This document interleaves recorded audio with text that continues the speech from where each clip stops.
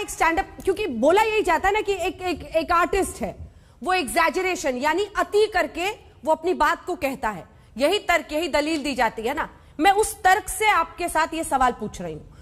ये कहा जाता है कि जो स्टैंड अप कॉमेडियन है वो बड़े बड़े नेताओं का मजाक उड़ाता है, वो परिस्थितियों का मजाक उड़ाता है, वो अतिवादिता का उदाहरण देकर प्रस्तुति करके लोगों को विषयों पर आकर्षित करता है।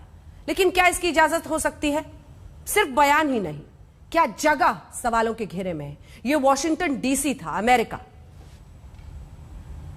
देखिए, मेरा ऐसा मानना है कि व्यंग्यकार, सटायर किंग, तंजो मिजाह के जो बड़े बड़े बादशाह हमारे हिंदुस्तान में होकर गए, परसाई जी, शरद जोशी जी, आर के लक्ष्मण जी, इन्होंने भी बहुत सारे मुद्दे उठाए और अपने तरीके से इन्होंने शुगर कोट करके लोगों तक पहुंचा है। और हम लोग भी, मुझे खुद 15-20 साल हो गए हैं, जॉनी लीवर साहब, के नायकर साहब, या और भी हमारे बड़े बड़े कॉमेडियंस लोगों की नकल कर रहे हैं, नेताओं की नकल कर रहे हैं, बंगाली की नकल कर रहे हैं, किसी की होली की बात कर रहे हैं, किसी हर चीज की बात कर रहे हैं, 15-15, 20-20, 25-30 सालों से कर रहे हैं। और न केवल अमेरिका, कनाडा, हॉलैंड, पूरे वर्ल्ड में मैं भी गया हूं आपके आशीर्वाद से, छोटे छोटे गांव में, बड़े बड़े देशों में, विदेशों में। आज तक हमने बस एक ही चीज का ध्यान रखा कि दर्शकों को अपना परिवार समझा, और वही बात की जो परिवार के बीच की जा सकती है। कभी बिलो द बेल्ट नहीं गए। हमारा ऐसा मानना है कि तो वीरदास जब कहते हैं मैं उस देश से आता हूं जहां पर दिन में औरतों की पूजा होती है और रात में उनके साथ गैंगरेप होता है, तो ये क्या बिलो द बेल्ट है, अबव द बेल्ट है? मैं समझना चाहती हूं।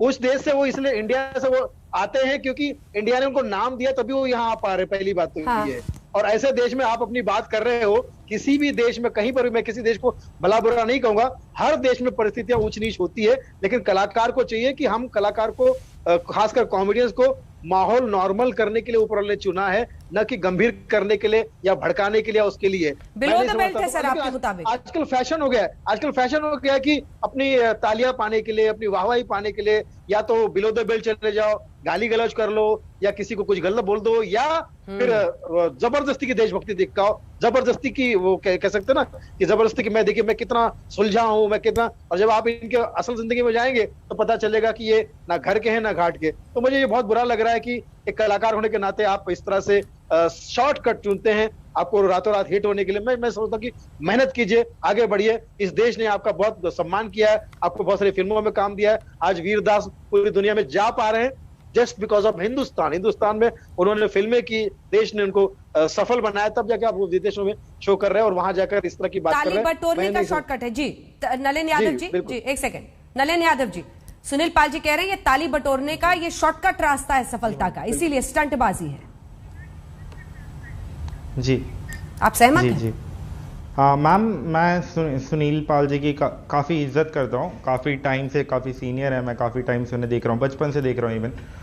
मैं एक बात करना चाहता हूँ, मैं काफ़ी रिलेट कर पाया उनकी बात से। जैसा उन्होंने बताया कि हमारे पास से काफ़ी लोग हैं जिन्होंने सटायर किया है और काफ़ी अच्छे तरीके से सटायर किया है।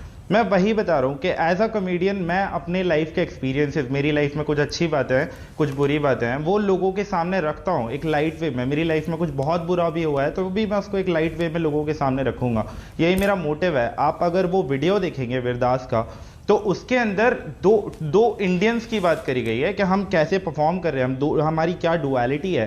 कि एक तरफ है कि हम देवी को पूजा करते हैं, देवी की, और क्या हमारे दिल्ली में रेप नहीं हुआ है? अभी 4 दिन पहले आप देखिए 400 लोगों ने 400 या 100 लोगों ने एक 6 माइनर के साथ में रेप किया है। सो ये कंटेक्स्ट है। आप अगर इसको कंगना रनौत के स्टेटमेंट्स के साथ में देखेंगे तो वो बहुत डिफरेंट चीज है। अगर फिलहाल सर जैसा कह रहे थे कि ताली बटोरने के लिए ऐसा किया जाता है, मैं एक बात बताना चाहता हूं, मैं 58 दिन जेल में रहा हूं सर, और मुझे पता है कि अगर कुछ ये ऐसी चीजें, या जब भी ऐसी चीजें होती है, जब भी कोई पॉलिटिकल स्टेटमेंट कोई कमेडियन देता है तो उसका क्या रिपरकशन है। ये तालियां बटोरना जो आप कह रहे हैं वो शायद हमें पता है 58 दिन जेल में क्यों रहना पड़ा था नलिन जी?